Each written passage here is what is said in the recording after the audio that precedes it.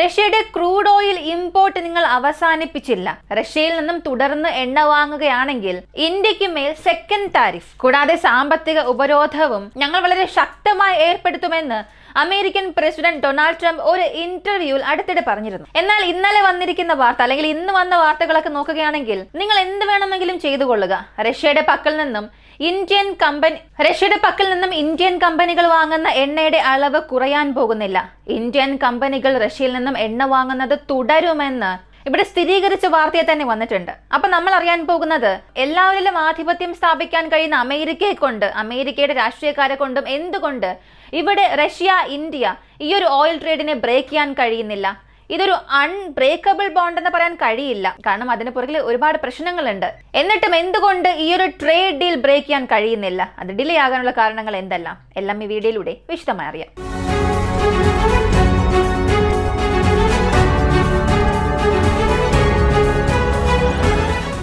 India Russia oil trade, ഇതിന്റെ ചരിത്രമൊക്കെ നമ്മൾ എടുത്തു നോക്കിയാൽ, റഷ്യ ഉക്രൈൻ യുദ്ധത്തിന്റെ ഒരു ടൈം ലൈൻ എടുത്തു നോക്കിയാൽ തന്നെ മനസ്സിലാകും. 2022 ലോകരാജ്യങ്ങൾ എല്ലാവരും റഷ്യക്ക് നേരെ ഒരു സാമ്പത്തിക ഉപരോധം നൽകിയപ്പോൾ റഷ്യക്ക് അവിടെ ഇനിഷ്യൽ സ്റ്റേജ് മുതൽ ഇന്നുവരെയും സഹായിച്ചുകൊണ്ടിരിക്കുന്നത് ചൈന, ഇന്ത്യ എന്ന ഈ രണ്ട് വലിയ രാജ്യങ്ങളുമാണ്. അവരുടെ സമ്പദ് വളർച്ചയ്ക്കും നമ്മുടെയും ചൈനയുടെയും സമ്പദ് വളർച്ചയ്ക്കും റഷ്യയുടെ സമ്പദ് വളർച്ചയ്ക്കും ഈ മൂന്ന് രാജ്യങ്ങളും ചേർന്ന് വിവിധ സഹായം ചെയ്തിട്ടുണ്ട്, എണ്ണ വാങ്ങുന്നത് മൂലം. അങ്ങനെ ഏത് തരത്തിലുള്ള സഹായമാണ് വന്നത്? ആദ്യം എണ്ണയൊക്കെ ഡിസ്കൗണ്ട് പ്രൈസിലല്ലേ നൽകുന്നത്. ഇതിന് പിന്നിലുള്ള കാരണങ്ങൾ എന്തെന്ന് ചോദിച്ചാൽ, ഇപ്പോ ഈ ലോകത്തിന്റെ ഓയിൽ മാർക്കറ്റിന്റെ കാര്യത്തിൽ ഏറ്റവും കൂടുതൽ എണ്ണ ഉൽപ്പാദിപ്പിക്കാൻ കഴിയുന്നത് മിഡിൽ ഈസ്റ്റിലുള്ള രാജ്യങ്ങളാണ്. ബാക്കിയുള്ളത് അമേരിക്കയുടെ പക്കൽ നിന്നും പിന്നീട് യൂറോപ്പിന്റെ പക്കൽ നിന്നും വരികയാണ്. എന്നാൽ ഇതിലുള്ള ഒരു വലിയ പ്രശ്നം, ഇതിൽ രണ്ട് പ്രധാനപ്പെട്ട ട്രേഡ് മാർക്ക് ഉണ്ട്. ഒന്നാമത്തേത് ബ്രെന്റ് ഓയിൽ, രണ്ടാമത്തേത് WTI. ഇവരുടെയൊക്കെ കണക്കനുസരിച്ച് വില നിശ്ചയിക്കാൻ ഒരു മാർഗമുണ്ട്. അല്ലെങ്കിൽ ഇത്ര മാത്രമേ പ്രൈസ് ഫിക്സ് ചെയ്യാൻ പാടുള്ളൂ, ഈ ഒരു റേഞ്ചിനുള്ളിൽ മാത്രമേ നിൽക്കാൻ പാടുള്ളൂ എന്നുള്ള അവരുടെ റേഷ്യോ ആണ്. എന്നാൽ റഷ്യ ഏകദേശം ഒരു ദിവസം ഉൽപ്പാദിപ്പിക്കുന്ന ബാരലിന്റെ കണക്ക് നോക്കുകയാണെങ്കിൽ ചില മില്യൺ മുതൽ പല മില്യൺസോളം വരുന്നുണ്ട്. ഈ സാഹചര്യത്തിൽ അവരുടെ ഈ മുഴുവൻ ഓയിലും സ്റ്റോക്കേജ് ആകുമ്പോൾ മറ്റു മാർഗമില്ലാതെ ഈ സ്റ്റോക്ക് എല്ലാം ക്ലിയർ ചെയ്യാൻ കഴിയില്ല. കാരണം റഷ്യയുടെ മൊത്തം വരുമാനത്തിൽ 48% അധികം ഈ ഓയിൽ വഴി ജനറേറ്റ് ആകുന്നതാണ്. അപ്പൊ ഇന്ത്യയും ചൈനയും മാത്രമേ അവരിവിടെ ട്രസ്റ്റഡ് പാർട്ട്നേഴ്സായി വിശ്വസിച്ചുള്ളൂ. അതുകൊണ്ട് തന്നെ ധാരാളം കിഴിവുകൾ നൽകാൻ തുടങ്ങി. അപ്പോൾ ഈ ഡിസ്കൗണ്ട് ഏത് തരത്തിൽ പ്രവർത്തിച്ചു എന്നറിയണം. കാരണം സാധാരണ വിപണിയിലുള്ള വിലയും ഈ ഡിസ്കൗണ്ടഡ് പ്രൈസിൽ ലഭിക്കുന്ന എണ്ണയും താരതമ്യം ചെയ്താൽ മാത്രമേ ഇതിന്റെ കാരണങ്ങളും എത്ര ഡിസ്കൗണ്ടുമെന്നും അറിയാൻ സാധിക്കുകയുള്ളൂ. ഇന്ന് മാർക്കറ്റ് റേറ്റിൽ ഈ ബ്രെന്റ് ഓയിലും WTI ഓയിലും ഒരു ബാരലിന് $69 മാക്സിമം പ്രൈസ് ലഭിക്കുന്നുണ്ട്. അപ്പോൾ റഷ്യയുടെ ഓയിൽ നമ്മൾ എത്ര പ്രൈസിന് വാങ്ങുന്നു എന്ന് ചോദിച്ചാൽ 59 മുതൽ $60. വലിയ ഡിഫറൻസ് ഒന്നും ഇല്ല. ഒരു ബാരലിന് $10 മാക്സിമം കുറയുന്നുണ്ട്. ഇതൊരു വലിയ ചേഞ്ച് അല്ലല്ലോ, $10 കുറവാണ്. ഇതൊക്കെ ഒരു വലിയ ഡിസ്കൗണ്ട് ആണോ എന്ന് ചോദിക്കാം. എന്നാൽ ഒരു ദിവസം ഇന്ത്യ ശരാശരി ഇമ്പോർട്ട് ചെയ്യുന്ന ഓയിലിന്റെ അളവ് മാത്രം 1.5 മില്യൺ ആണ്. 15 ലക്ഷം ബാരലാണ്. 15 ലക്ഷം ബാരൽ. അപ്പോൾ ഒരു ബാരലിന് $10 കുറവ് ലഭിക്കുമ്പോൾ അതിന്റെ കോസ്റ്റ് വീണ്ടും കൂടും. അപ്പോൾ 2025 മാത്രമാണ് ഈ $10 ഡിഫറൻസ് ഉള്ളത്. 2023-22 ആ ഒരു സമയം നോക്കുകയാണെങ്കിൽ 40%-ലും കുറഞ്ഞ വിലയായിരുന്നു റഷ്യ നൽകിയിരുന്നത്. ഉദാഹരണത്തിന് $70 നമുക്ക് ലഭിക്കുന്നത് ഒരു $40, $45. ആ ഒരു വിലയ്ക്കാണ് നമ്മൾ ഒരു ബാരൽ വാങ്ങുന്നത്. അത്രത്തോളം സഹായം അവർ നൽകിയിട്ടുണ്ട്. ശരി, സാമ്പത്തിക ഉപരോധം ഈ കപ്പലുകൾക്കും നൽകിയിട്ടുണ്ടല്ലോ, അതായത് അവിടെ നിന്നും ഓയിൽ കൊണ്ടുവരുന്ന ട്രാൻസ്പോർട്ട് ചെയ്യുന്ന കപ്പലുകൾക്കും നൽകിയിട്ടുണ്ടല്ലോ. ഇത് ഇന്ത്യ ഏത് തരത്തിലും ബാധിക്കില്ല എന്ന് ചോദിച്ചാൽ, ഇതിന് പിന്നിൽ ഒരു വലിയ ഗെയിം തന്നെയുണ്ട്. ഷാഡോ ഫ്ലീറ്റ് എന്നൊരു കോൺസെപ്റ്റ് ഉണ്ട്. പൊതുവെ പുറം ലോകം അറിഞ്ഞ് സംഭവിക്കുന്ന ട്രാൻസ്പോർട്ടിനേക്കാളും ഇങ്ങനെ ഈ സർക്കാർ അറിഞ്ഞോ അറിയാതെ നടക്കുന്ന ട്രാൻസ്പോർട്ടാണ് ഇവ. ഈ ബ്ലാക്ക് മാർക്കറ്റ് ആക്സസ് ചെയ്യുന്നതിൽ അല്ലെങ്കിൽ മറ്റ് ഒരുപാട് രാജ്യങ്ങൾ അവരുടെ ഇല്ലീഗലായ പ്രോഡക്റ്റ് സെയിൽസ് ചെയ്യുന്നതിനും ട്രാൻസ്പോർട്ട് ചെയ്യുന്നതിനും ഷാഡോ ഫ്ലീറ്റ് യൂസ് ചെയ്യുന്നു. എഗ്നോ ടെക്നോളജീസ് എന്നൊരു കമ്പനി ഉണ്ട്. ഇവരെയൊന്നും അത്ര പെട്ടെന്ന് സെർച്ച് ചെയ്ത് കണ്ടെത്താൻ കഴിയില്ല, അവരെ കുറിച്ചുള്ള ഡാറ്റാസും എടുക്കാൻ സാധിക്കില്ല. ഇവർ ഇന്ത്യക്കും റഷ്യയ്ക്കും ഇടയിൽ ആവറേജ് 41%-ലധികം ട്രേഡ് ഏതൊരു ലീഗൽ കണക്ടിവിറ്റിയും ഇല്ലാതെ ഇല്ലീഗലായി തന്നെ ചെയ്യുന്നുണ്ട്. ഇതിനെക്കുറിച്ചുള്ള ചില റിപ്പോർട്ട്സും ഉണ്ട്. ഇവരിങ്ങനെ ചെയ്യുമെന്ന് ചോദിച്ചാൽ ആ കപ്പലിന്റെ രജിസ്റ്റേർഡ് ഫ്ലാഗ് ഏത് രാജ്യത്തിലാണോ രജിസ്റ്റർ ചെയ്തിട്ടുള്ളത് ഇതിങ്ങനെ റിപ്പീറ്റഡ് ആയി ചേഞ്ച് ചെയ്യും. ഇൻഷുറൻസ് ഇല്ലെങ്കിലും പ്രശ്നമില്ല, ഒരു തവണ ഷിപ്പിംഗ് ചെയ്യുന്നതിലൂടെ എനിക്ക് ഇത്ര വലിയ ലാഭം ലഭിക്കും എന്നുള്ള ആ ഒരു രീതിയിലാണ് ചെയ്യുന്നത്. ഇനി അമേരിക്കയുടെ കോൺസെപ്റ്റിലേക്ക് വരാം. വളരെ പ്രധാനമായും ഭീഷണിപ്പെടുത്തുന്നത് തന്നെ നിങ്ങൾ ഓയിൽ വാങ്ങുകയാണെങ്കിൽ ഞാൻ ടാരിഫ് നൽകും. നിങ്ങൾ അവിടെ നിന്നും ഒരു വസ്തു വാങ്ങുകയാണെങ്കിൽ അതിന് കൂടുതൽ ടാക്സ് അടയ്ക്കേണ്ടി വരും. അമേരിക്ക കൊണ്ട് ഇത് എന്തുകൊണ്ട് ബ്രേക്ക് ചെയ്യാൻ സാധിക്കില്ല?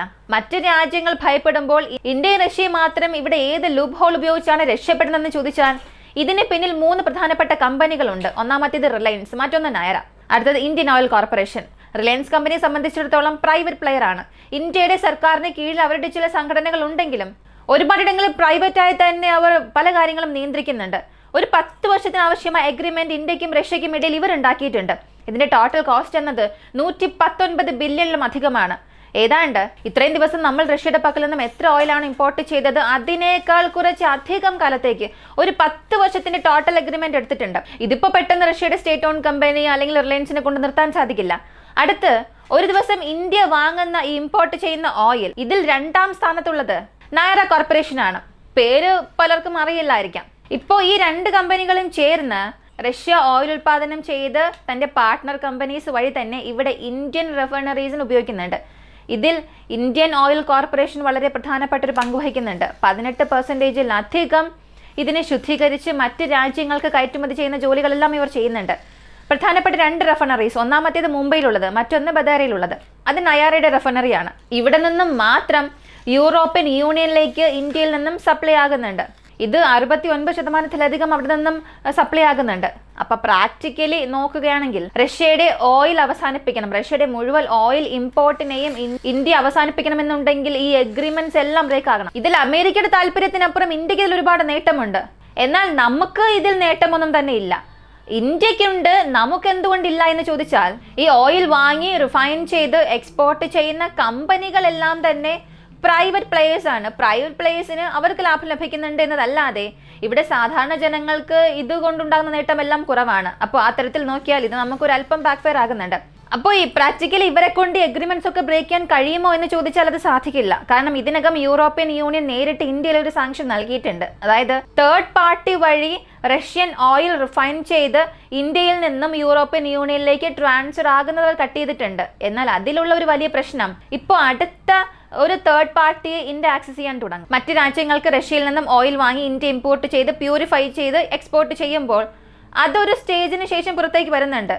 അതിനെ മറ്റ് രാജ്യങ്ങളിലേക്ക് മാറ്റി അവിടെ നിന്നും ആ രാജ്യത്തിൽ പ്യൂരിഫൈ ചെയ്ത് അവിടെ നിന്നും എക്സ്പോർട്ട് ചെയ്യുന്നൊരു ലേബൽ മേക്ക് ചെയ്യുമ്പോൾ ഈ സാമ്പത്തിക ഉപരോധം ഈ ലൂപ്പ് ഹോൾ ഉപയോഗിച്ച് ഇവർ വീണ്ടും തകർക്കുന്നുണ്ട്. അപ്പോൾ അമേരിക്ക അത്ര പെട്ടെന്ന് ഈ ഒരു ട്രേഡിനെ അവസാനിപ്പിക്കാൻ കഴിയില്ല.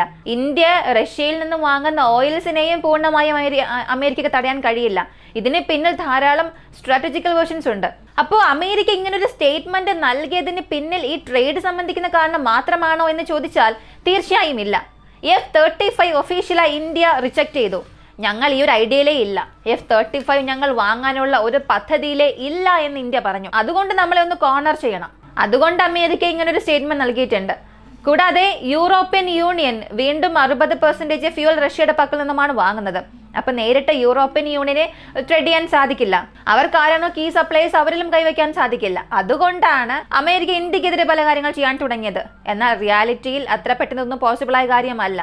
തീർച്ചയായും ട്രംപിനെ കൊണ്ട് അമേരിക്കൻ ഇൻഫ്ലുവൻസ് ഉപയോഗിച്ച് എല്ലാ രാജ്യങ്ങളുടെയും ട്രേഡ് ബ്ലോക്ക് ചെയ്യാൻ സാധിക്കും. എന്നാൽ പൂർണ്ണമായും ഷട്ട് ഡൗൺ ചെയ്യുന്ന തരത്തിൽ ഒരു സാധ്യതയില്ല. അങ്ങനെ ചെയ്താൽ ഇവിടെ ഒരുപാട് മാർക്കറ്റ് കൊളാപ്സ് ആകും. പകരം ഇന്ത്യയിൽ വീണ്ടും ഒരുപാട് സാങ്ഷൻസ് നൽകാൻ ശ്രമിക്കും. അതിൻ്റെ റേറ്റ്സ് ഇൻക്രീസ് ചെയ്യുക, ഇത്ര ഓയിൽ വാങ്ങിയാൽ പ്രശ്നമില്ല, അതിനനുസരിച്ച് ഇതുപോലെ സാങ്ഷൻസ് ഒക്കെ നൽകും. ഇങ്ങനെ ഈ ഒരു സെറ്റ് ഓഫ് സാങ്ഷൻസ് ഒക്കെ ഒരുപക്ഷെ പോസിബിൾ ആണ്. പൂർണ്ണമായും അവസാനിപ്പിക്കാനുള്ള ചാൻസസ് ഒരിക്കലും ഇല്ല. ഈ ഒരു വീഡിയോ കുറിച്ചുള്ള നിങ്ങളുടെ അഭിപ്രായം കമന്റിൽ പറയുക. കൂടുതൽ അപ്ഡേറ്റ്സിനായി ഓയിസോയ്ക്ക് നമ്മുടെ ചാനൽ സബ്സ്ക്രൈബ് ചെയ്യുക. മറ്റൊരു വീഡിയോയുമായി വീണ്ടും കാണാം.